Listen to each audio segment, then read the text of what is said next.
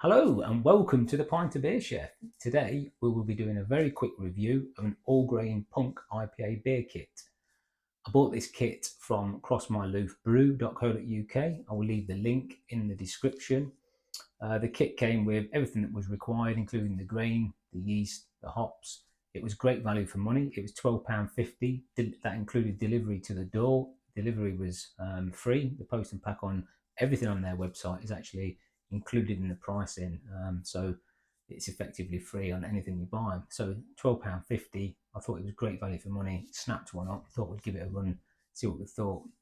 The method I went for was simply 60-minute mash, 45-minute boil, the rest business as usual. So that's it. Let's just dive in and give it a quick taste and see what we think, see how it turned out.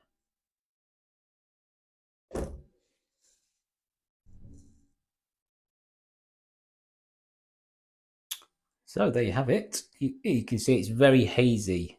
This one was absolutely loaded with hops. It's a real heavy hop load, so it doesn't surprise me that it's hazy at all.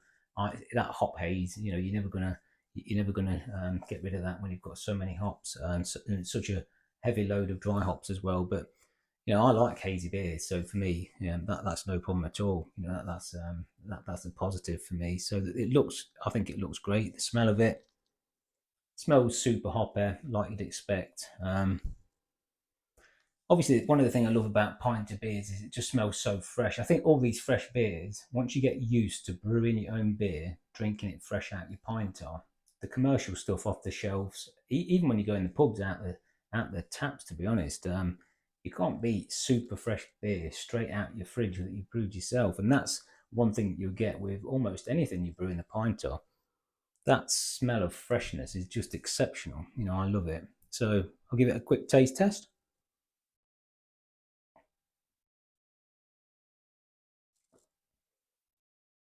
It's quite juicy. It's got quite a juiciness to it.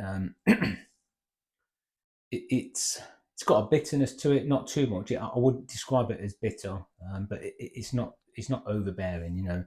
It's very enjoyable. It's refreshing. It's enjoyable. One thing I would point out about these kits, they call it the stovetop range. They've got a vast amount on the website. I definitely recommend you have a look. I'm not affiliated with these in any way, by the way. Whether you choose to buy or not, it's down to you. I'll make nothing out of it.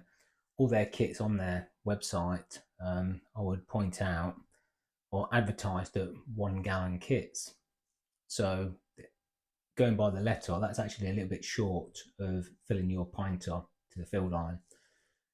I thought it was close enough, 1 gallon to the pinter fill line, that I would just stretch the recipe, if you like, put my water in and tuck it to the pinter fill line, and hope that there's enough in there to still give out the sort of the flavour, the body, and the final result that you'd really want from the beer. And I don't think it's failed on that. I don't think it was a problem at all stretching that recipe out to the pint of fill line to put a little bit extra in it.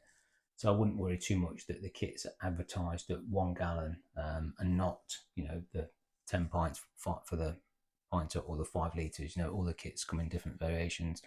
So overall, it looks good, smells good, tastes good, great value. I'd give it 9 out of 10. I'd score it 9 out of 10. I think it's excellent. I definitely think that if you want to buy or try an all-grain kit, you want it pre-done for you, great value for money, and an excellent result.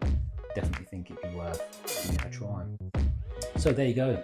That's it for today. I hope you enjoyed it, and I will catch you on the next one. Cheers.